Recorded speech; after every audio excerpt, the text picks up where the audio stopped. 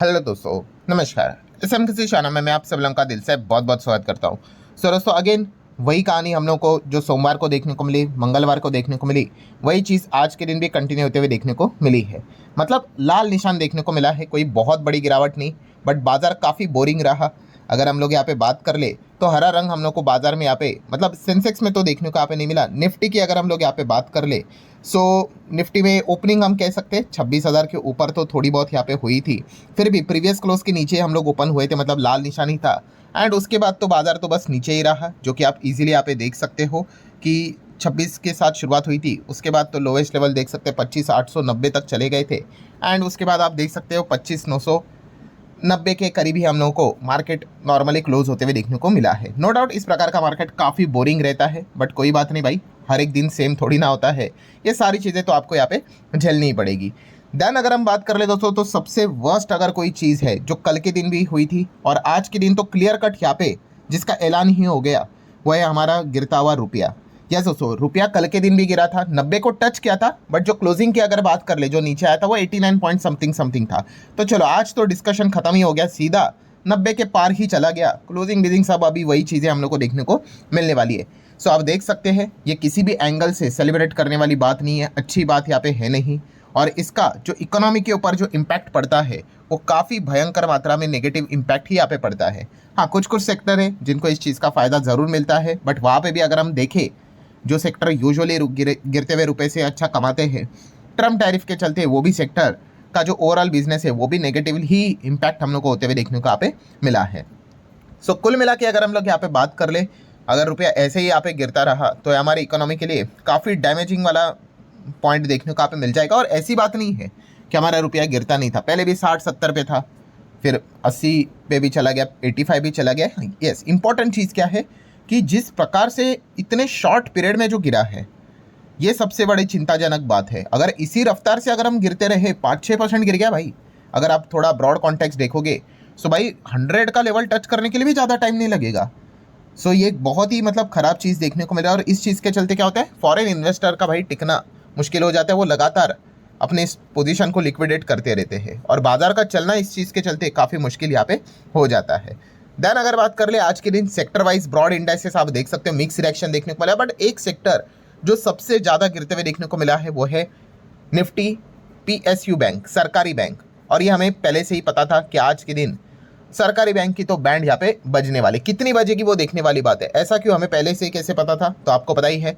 जैसे मैं हमेशा कहता हूँ कि हमारा जो आखिरी वीडियो होता है उसको हमेशा देखना, वो लेट ज़रूर आता है, बट जितना लेट होता है उतना ही उसमें ज़्यादा इन्फॉर्मेशन आपको मिल जाती है।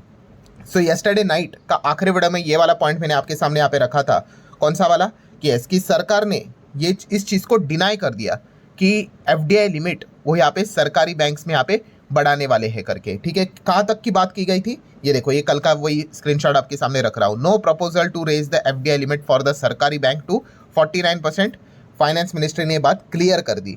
जिस दिन ये खबर आई थी ना, कि मतलब ऑब्वियसली रिपोर्ट के जरिए, सोर्सेज के जरिए खबर थी कि 49% तक सरकारी बैंक में एफडीआई लिमिट यहाँ पे करने वाले। एफडीआई मतलब फॉरेन इन्वेस्टर खरीद सकते हैं भाई 49% तक।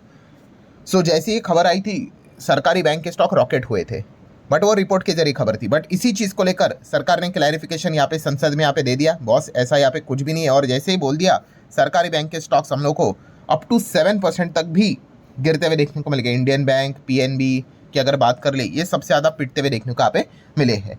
मतलब हम कह सकते हैं कि जहाँ से सरकार अपना जो कंट्रोल है वो कम करेगी, एंड जितना ज़्यादा प्राइवेट प्लेयर्स आएंगे, बाकी के प्लेयर्स यहाँ पे आएंगे, मार्केट को इस प्रकार की खबरें अच्छी लगती है।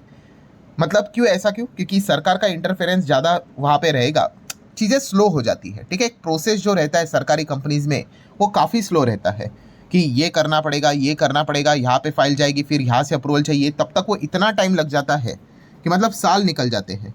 तो यूजुअली सरकारी कंपनीज़ में ये एक सबसे बड़ी दिक्कत रहती है। और जैसे ही ये खबर आई थी कि धीमे धीमे करके सरकार का पोर्शन कम होने वाला है, अच्छी तेज़ी देखने को मिली थी, बट अभी छोड़ दो, क्या बात करें, सरकार ने बोल दिया ऐसा हम कुछ करने वाले नहीं है, और इसीलिए ये सरकारी बैंक आज के दिन पिट गए। नेक्स्ट अगर बात करेंगे इथॉस कंपनी, जो कि घड़ी से रिलेटेड प्रीमियम घड़ी में हम लोगों को वर्क करते हुए देखने को यहाँ पे मिल जाती है। सो आप सभी लोगों को यहाँ पे पता ही है कि रिटेल स्पेस में कंपनी काम करती है। आज के दिन एक अच्छी तेजी देखने को मिली, मतलब बाइंग देखने को यहाँ पे मिल चुकी है। ठीक है, कोई कॉन्क्रीट खबर तो यहाँ पे नहीं है, बट यस इस प्रकार के बहुत बार हम लोगों ने चीज़ों को देखा है कि खबर बाद में यहाँ पे आ जाती है। सो इस चीज़ को लेकर इथॉस जरूर हमारे रडार के ऊपर यहाँ पे रहना चाहिए। देन बात करेंगे आज के दिन JSW स्टील। यस एकदम से ही आप नॉर्मल ऐसा चल रहा था स्टॉक एंड सडनली हम लोग को ड्रॉप होते हुए देखने को यहाँ पे मिल गया, 3-4% यहाँ पे गिर गया। क्यों?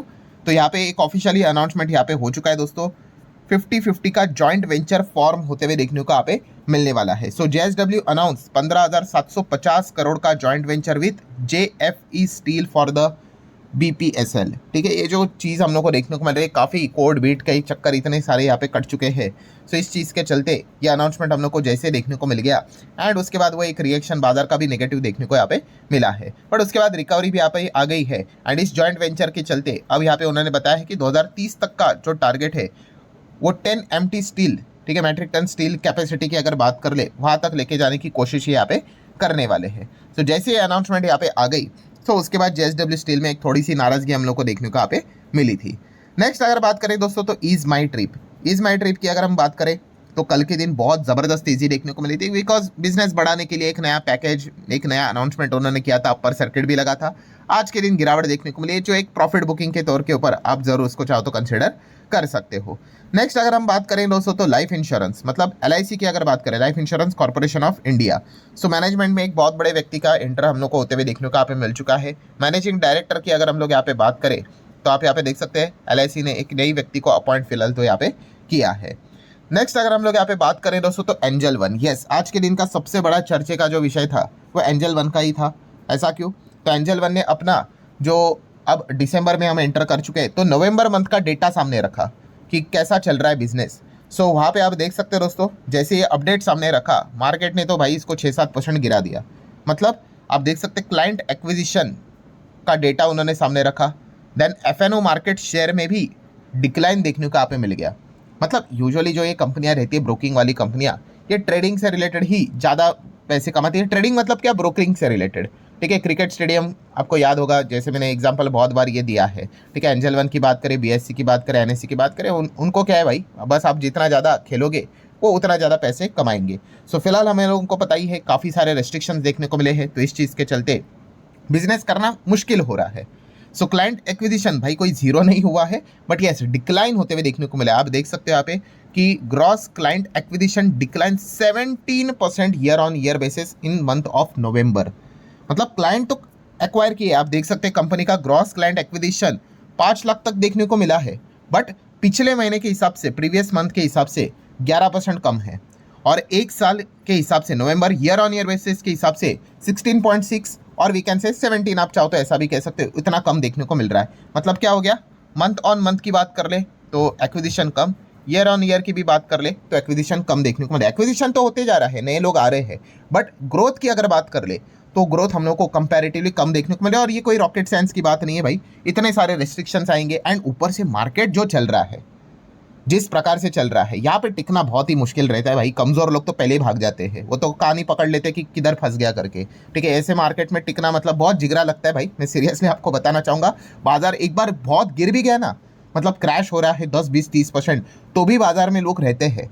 ठीक है, क्योंकि बहुत सारे शेयर्स आपको नीचे देखने को मिलते हैं, बट ऐसा बोरिंग मार्केट में टिकना ये नेक्स्ट लेवल का काम यहाँ पे रहता है। सो इसी चीज़ के चलते कंपनी का बिजनेस आप देख सकते हो काफ़ी स्लो डाउन होते हुए देखने को मिल रहा है। बट ये आई डोंट थिंक सो कि सिर्फ एंजल वन की अकेले की प्रॉब्लम होगी, बाकी प्लेयर्स को भी ये दिक्कत हम लोग को जरूर देखने को मिलेगी। बट राइट नाउ हमें पता है अभी, अच्छा ये एक अच्छी बात है भाई, अब ग्रो भी मार्केट में आ चुका है, उनका भी परफॉर्मेंस देख लेंगे, पहले तो एंजल वन ही। सो ये एक इंटरेस्टिंग पार्ट बाद में देखने को मिल जाएगी। अच्छा BSC की भी बात कर ले तो इस प्रकार के डेटा के चलते इनका भी थोड़ा मूड माहौल खराब हो ही जाता है, क्योंकि ये सारे थोड़ा सा इकट्ठा आपको एक अंदाज़ा देते हैं कि परफॉर्मेंस कैसा चल रहा है। ठीक है, सो बाजार जितना लो रहेगा, स्लो रहेगा, इनका भी परफॉर्मेंस वैसा ही कुछ देखने को मिल जाता है। सिमिलर वे CDSL की भी बात कर ले तो इस सेम पैटर्न हम लोग को कंटिन्यू होते हुए देखने को यहाँ पे मिलता रहता है। सो अगर देखा गया तो इनका बिजनेस ऐसा ही रहता है कि बाजार जितना सुस्त, बाजार जितना नीचे, तो ये भी काफ़ी सुस्त परफॉर्मेंस देते हुए देखने को मिल जाते हैं। और अगर मान लो मार्केट ऑल टाइम हाई लगा ही रहा है, एकदम फटाफट लगा रहा है, बुल रन आ गया एकदम बाजार में, तो भाई इनके लिए तो मतलब दिवाली उसी टाइम पे शुरू यहाँ पे हो जाती है। ये इसके पहले भी हम लोग यहाँ पे देख चुके हैं, कोई नई बात हमारे लिए नहीं है। हाँ, बट ये बात वही समझ सकता है भाई जो बिजनेस को अच्छी तरीके से अंडरस्टैंड करता है। सो ठीक है दोस्तों, ओवरऑल जो भी स्ट्रक्चर था, जो भी इन्फॉर्मेशन थी, वो मैंने आपके सामने रखी है। वीडियो हेल्पफुल लगा होगा, चाहो तो लाइक एंड शेयर कर सकते हो। चलो मिलते हैं अगले वीडियो में, तब तक के लिए बाय बाय।